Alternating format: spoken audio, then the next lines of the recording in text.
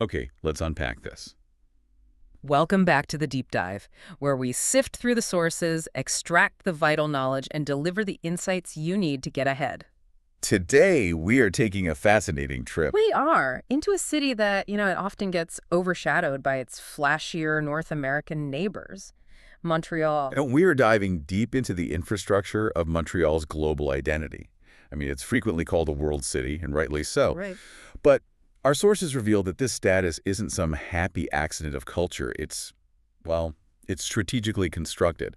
We're looking at a meticulously woven global mosaic. So our mission today is pretty laser-focused to understand how Montreal's diverse immigrant communities, its diasporas function not just as residents, Hmm. but as powerful non-state actors and genuine geopolitical assets for the city and for Quebec as a whole.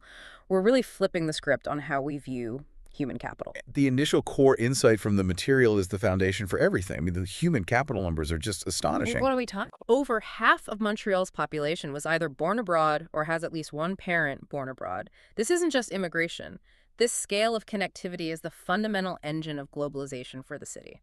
I think that framework calling the diaspora an engine or, strategic double anchor is what makes this deep dive so valuable for you, the learner. Exactly.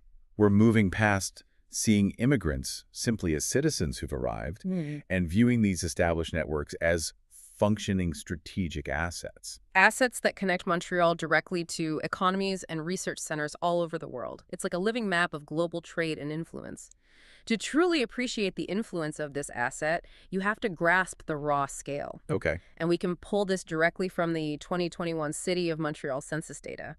These figures, they move beyond simple statistics. They describe a structural reality. So lay out those key demographics for us. What's the scale that underpins this whole structure? Well, we can look at the first-generation immigrant population, so people actually born abroad. And that stands at 576,125 people. That's already 33.4% of the total population. A third of the city. A full third. And now, if you expand that definition to include the total visible minority population, that figure jumps dramatically Correct. to 737,510 residents.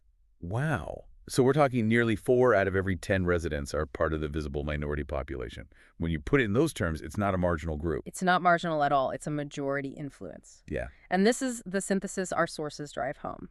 Diversity is not a superficial characteristic of Montreal. It is, statistically speaking, its fundamental structure. This depth, this kind of ingrained connectivity, is what allows Montreal to act with such agility on the world stage, especially when you compare it to more homogenous cities in North America. And that, I guess, is what allows the city to position itself not just as another Canadian metropolis, Right. but as a true hub of globalization. It doesn't have to build international connections from scratch. It doesn't need to. It simply uses the inherent connections that are already embedded in its own workforce and citizenry. It's a huge head start. Okay, so let's turn to the mechanics. We agree the communities are there, but how exactly do they translate that immense demographic depth into measurable economic value for the city? Because that's the bottom line for strategy. It all comes down to friction reduction. Okay. The most powerful, most evident role of diasporas is their function as cultural and linguistic brokers. They eliminate the high costs and, the lengthy delays that come from ignorance. And this brings us to a critical factor. Our source material really hammers home dual competence. It's an easy phrase to say, but what does it really mean in a business context? It means an intrinsic, almost intuitive understanding. Think about an entrepreneur operating an aerospace firm in Montreal who, say, originally came from the Maghrebi diaspora. Okay. That individual doesn't just speak French or English. They intrinsically understand both the local Montreal context, the regulations, the financial system, and the specific social norms, procurement processes, legal systems. In business protocols of a country like Algeria or Morocco. Precisely. That sounds like a powerful competitive advantage that the average Montreal small or medium-sized enterprise, they just can't buy that on the open market. They can't. It means they are massively reducing risks and transaction costs for local businesses trying to establish themselves abroad. Yeah. They bypass the cultural landmines. Exactly. I mean, imagine a Quebec company trying to enter the Chinese market. They can hire a consulting firm, which is expensive and slow. Sure. Or they can partner with a Chinese-Canadian network that intrinsically understands critical cultural protocol like Guangxi, that complex foundational system of social networks and influential relationships. So that dual confidence, It saves months of costly negotiation. And it often prevents the entire deal from collapsing over a simple cultural misstep.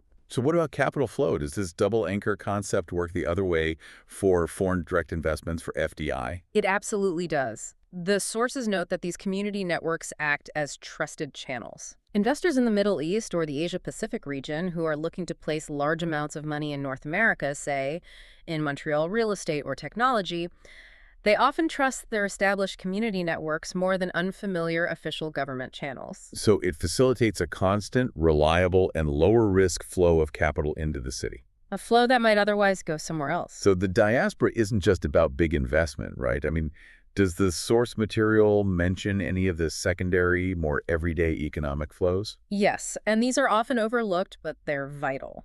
You see the flow of ethnic trade, so goods imported specifically to serve those diverse communities. Right. And crucially, remittances. That's the money transferred back to the country of origin. Ah. These transfers maintain a constant economic dialogue with the home countries, keeping that bridge perpetually open, active, and economically relevant to both sides. If we move beyond the mechanisms of trade and look at the strategic weight, well, the sheer size of these communities gives Montreal distinct advantages. Right, advantages in connecting to specific high-growth economic zones. Exactly. You can literally map the city strategy directly onto the 2021 census numbers. This segment really shows how Montreal's population functions as a living, breathing geopolitical map. Yeah. You can point to a community and know exactly where its influence stretches globally. Precisely. Take the Black community, including descendants, which numbers over 208,000. That's a substantial 10.7% of the city. Wow. That represents exceptionally strong strategic ties with Haiti, the broader Caribbean, and the rapidly developing economies of West Africa. So that's a massive asset for regional trade and, I suppose, stability discussions. A huge asset.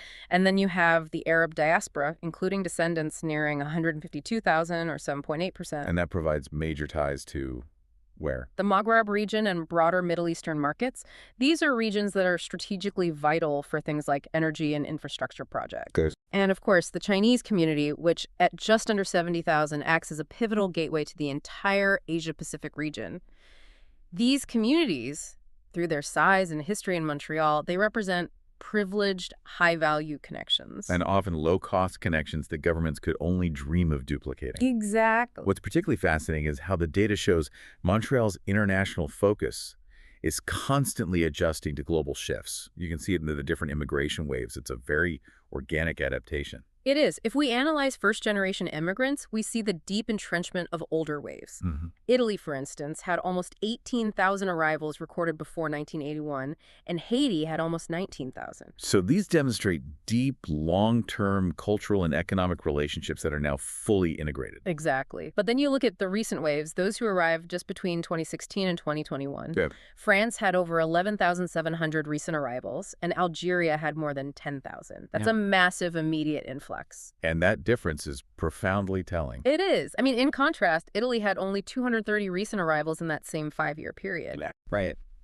So the current influx from France and Algeria creates fresh, powerful links to today's emerging markets, current research centers, and the most recent technologies. It proves the city's global assets are constantly refreshing themselves. They're mirroring where the geopolitical and economic action is right now. That pivot from raw commerce to current research brings us to the innovation engine. The sources make it clear that diasporas are crucial catalysts for scientific and technological cooperation, moving well beyond traditional trade. And this is where we need to consciously shift our thinking, move away from that old negative concept of brain drain, and focus instead on the beneficial, functional process that the source material calls brain circulation. Okay, here's where it gets really interesting for me. Brain circulation. It implies that talent isn't just leaving a country, but that this high-value expertise is traveling, acquiring new perspectives. And crucially, maintaining an active network that benefits Montreal. The research highlights the creation of these transnational academic networks. They involve Montreal's major universities, McGill, UDM, Concordia, UQAM, and their institutional counterparts in the countries of origin. It's not a one-way street. It's a loop. It's a loop. So how does that loop function? Give us a concrete example of how an academic diaspora member might use this connection. Okay, imagine a leading AI researcher, originally from France or China, who is now teaching at a Montreal university. Right. They don't cut ties with their former colleagues. Instead, they maintain a joint research chair or they co-supervise students. This results in concrete outcomes. Like scientific co-publications. Or rapid student exchanges and shared funding grants. You're effectively doubling the available intellectual horsepower for both regions. And the deep dive points to specific areas of excellence where this is already happening. AI, obviously, aerospace, health, and critically water management. Yes, particularly in partnerships with African nations and global health initiatives. It is specialized knowledge transfer. It is. Diaspora professionals don't just enrich the local talent pool, they also create these vital test beds. Their networks allow local Montreal businesses to test and deploy new innovations. Like a new water filtration system or an AI application. Directly into emerging markets. This gives Quebec companies a low-friction, high-trust environment to validate their technology for global deployment. So, beyond the measurable economic and research gains, we have to look at the softer, less tangible impact. You mean how diasporas project Montreal's soft power? Exactly. In many ways, they function as the city's true informal ambassadors. That soft power is powerful because it's authentic. I mean, the cultural manifestations are physical, permanent proofs of the city's internationality that attract global attention. We're talking about massive community celebrations, right? We are. Festivals like Nuit d'Afrique or Festival Haïti en Folie, the stunning diversity of restaurants, the architectural variety of community places of worship. And these events and locations are not just for locals. They are magnets. They attract cultural tourists, they reinforce the city's global image of openness and dynamism, and they communicate to the world. Montreal is where cultures meet, interact, and thrive. And that image translates directly into attractiveness for talent and for investment. It does. And this cultural trust leads to a strategically valuable tool that the source material calls Track 2 diplomacy, or parallel diplomacy. It's an easy term to skip over, but it's immensely valuable when government relations are frosty. How so? It's invaluable political capital. When official state-to-state relations are tense, community leaders, influential artists, business figures, intellectuals from the diaspora, They can maintain dialogue. they can maintain dialogue and intercultural understanding.